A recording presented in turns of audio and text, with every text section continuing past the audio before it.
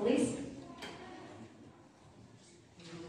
Балдар, бірінші сабақты жаңа сабағымызда бастамас бұрын, біз қазір атом және молекула ойнау арқылы топтарға келген атомға екінші топқа, келгендісі мына топқа үшінші топ.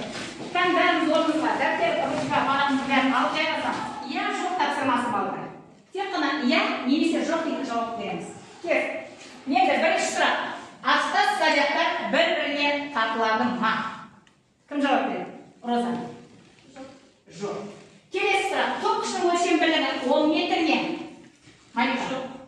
Жоқ. Электр кернеуінің өлшейтін құралы амперметр ме? Дая. Жоқ. Жоқ. Бұл жалпы беріліп жатқан сұрақтарымыздың барлығы үй тапсырмасын еске түсіреді. Тағы да үй тапсырмасы берген тапсырманы жинақтау үшін мен сендер үшін әр топқа бір-бір 5 сұрақтан тест дайындап келдім. Жаңағы сұрағымызда әр жауабы бір стикерден жабыстырасыздар. Бұған да солай 5 сұрақтан бір-бір стикер жабыстырасыздар топқашылар. Естідік қой, иә? Енді әр топқа мынаны тапсырманы беремін, яғни екінші топқа бірінші топ және үшінші топ. Бір минут уақыт беремін.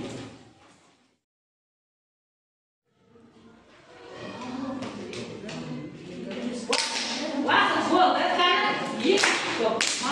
Үшінші топ. Маған бересіңдер сұрақтарды. Мен кім қалай берілгенін топтар бойынша ауыстырамын. Маған үшінші топтікі, екінші топтікі 5 балл. Мына топтікі де 5 балл. Яғни барлық топтікі дұрыс екен. Үй тапсырмасын жақсы қайталап бәріміз топқашылар 5 балдық жүйемен бағалай береміз. Онда бетеміз. Бүгін енді жаңа сабақты бастамас бұрын мен сіздерге мынандай 3 сұрақты қойғым келеді. Яғни бүгінгі сабақты осы сұрақтар арқылы қандай тақырып өтетінімізді айданамыз. Электр тізбегі электр тоғы өту үшін арналған элементтердің жиыны болып табылады. Жарайсың. Отырамыз. Келесі, қандай тізбектер тұйықталғаны болады? Электр тоғы арқылы өтеді. Электр тоғы арқылы өтетін тізбек не деп аталынады екен? Тұйықталған деп аталынады екен. Үшінші сұрақ бізде электр тізбегінің элементі деп нені айтамыз? Кім жауап береді? Әсемай. Электр тізбегінің негізін және оны айқындайтын тізбекті айтамыз. Отырады, рахмет. Электр тізбегінің негізгі бөлшектеріне нелер жатады? Қане? Ильяс. топ көзі, топ тұтынушылары, жалғағыштылар және отырады, рахмет. Жарайсыңдар балалар. Жалпы біз бағанадан бері не айтып жатырмыз? Жалпы тізбекті айтып жатырмыз. Білдік біз тізбектің не екенін, қандай элементтер жататынын. Яғни біздің бүгінгі өтетін сабағымыз осы тізбектерді қалай жалғауға болады. Яғни біздің тақырыбымыз бүгінгі қандай екен? Өткізгіштерді тізбекте жалғау, параллель жалғау. Параграф 25 дәріс кітапташамыз 130 бетте. Жазай сабақта нені етеміз? Біздің мақсатымыз қандай? Бұл сабақты өткенде біздің мақсатымыз осы тізбекте жалғау мен параллель жалғаудағы тізбек бөлігіндегі оң заңын пайдалана отырып есептерді шығару. Енді балдар қараңдар. Мынау анықтамасы, иә? Енді сол анықтамасын енді сурет бойынша көрейік. Мына суреттен біз не көріп тұрмыз? Мына жерде мынау екі қанша амперметр тұр? Екеу, сосын не тұр? Тағы? Мынау? Молодец. Енді осыдан сызбадан қарайық. Тізбекте жалғау кезінде қандай несі бар екен, артықшылығы бар екен. Мынау бағыт ток күшін көрсетті. Ай ток күшінің бағыты. Екі шамымыз тұр, ток күшінің амперметр көрсетіп тұр. Енді әдейі мына жерде сендерге көрсетіп тұр. Мына жердегі шамның кернеуі U1, мына жердегі шамның кернеуі U2. Мына екі кернеуді қосса, кернеу жалпы кернеу шығады. Қазір формасын көрсетемін. Екінші жағдаят. Ол бізде қандай жалғау болып саналады? Параллель жалғау. Яғни екі өткізгіштің басын бір ғана А нүктесінде, ал ұштарын екіншісінің Б нүктесінде болатын болса, мұндай жалғауларды параллель жалғау деп айтады. Параллель жалғауға жақсылап қарайық. Мына жерде қанша нәрсе көріп тұрмыз амперметр? Үшеу. Тағы не көріп тұрмыз? Енді оның сызбасына қарайық. Сызбасына көріп шықтық, енді екінші жағдайға қарастырайық балалар. егер бүктіргіштің басын бір ғана А нүктесінде басын, ал ұштағын екінші бір В нүктесіне жалғаса, онда мұндай жалғауды не деп атайды екенбіз? Параллель жалғау деп айтады екенбіз. Енді суретке назар аударайық. Қанша құрал көріп тұрмыз? Үшеу, яғни ажыратып қосқыш. Енді оның сызбасына қарайық. Осы суретімізді біз былай сызба түрінде жасайтын едік, естеріңде болса, иә? Үшінші лабораториялық жұмыс жасадық, төртінші лабораториялық жұмыс жасадық, бізге бұл сызба таныс. Енді қарайық, екі шам қандай болып тұр? Бір-біріне? Қанша? Оң жағында қандай еді ай? Яғни У бөлінген Р. Біз мына үш шаманы қарастырады екенбіз. Себебі жалғаудың түрінде тек қана оң заң қолданып тұрмыз қазір. Егер бізде мына ай ток күші тұрақты болатын болса, онда кернеу мен кедергіміз не істейді екен? Өзгереді екен. Мына неге формула қарап отырыңыздар. Жалпы тізбектегі кернеуді табу үшін кернеулер не істейді? Қосылады екен, иә? И жалпыны табу үшін U1 қосылған U2 болады. Ал кедергіні табу үшін тізбектегі R1 қосылған R2.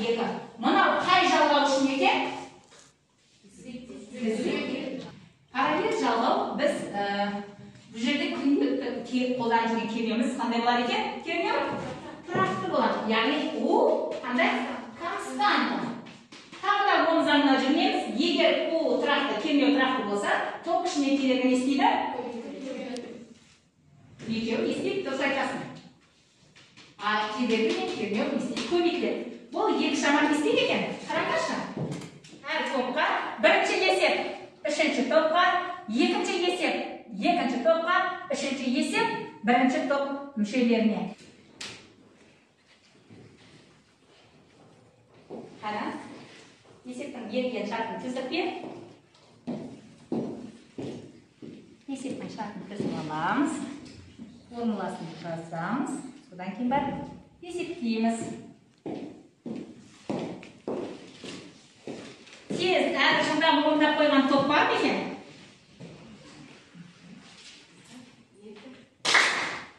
Молодец. 16 volt болды, R3-ті таптым, 480 болды. Жарайсың, отырамын. Кедергіні тауып оны бөлгенде 275 10 шығады. Сонда бізде R2 275-ке тең болады. 2,175 10 болды, иә? Рахмет, өте дұрыс. Орналасқан тізбектің ток күшін анықтадым. Және де бізде тізбекте орналасқан тізбектің ток күші 0,48 ампер болды. Ал параллель орналасқан тізбектің ток күші бізде 2 амперге тең болды. Сабақта қорытындылау үшін мен сіздерге сәйкесін тап деген тапсырма беріп, тез сызып 1 минуттың ішінде орындайсыздар. Bu yerде 7 тапсырма.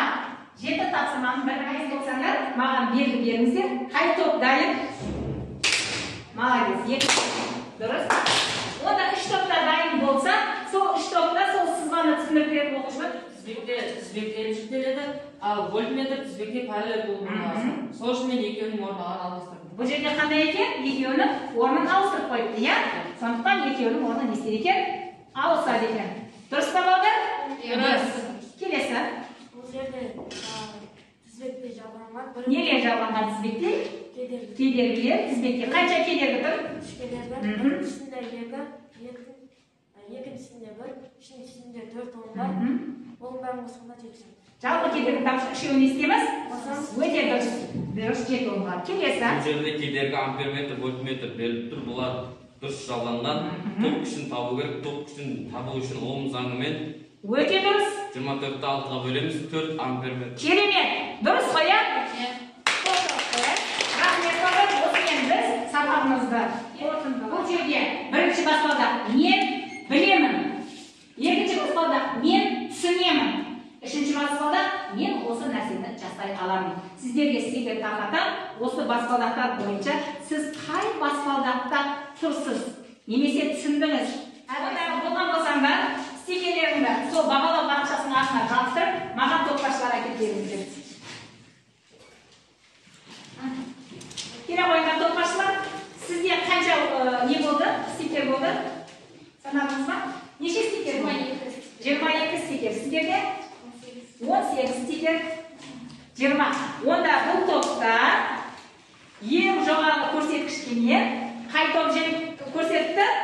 Топ күші. Қол шапалақ. Онда үйге тапсырма бүгінгі 25-ші параграф өткізгіштерді тізбектей және параллель қосу. Кітабымызда 131-ші беттер және 32-ші беттегі 5-ші, 6-ші есеп. Күнделікке жазып алайық. Сабаққа қатысқандарыңызға көп рахмет.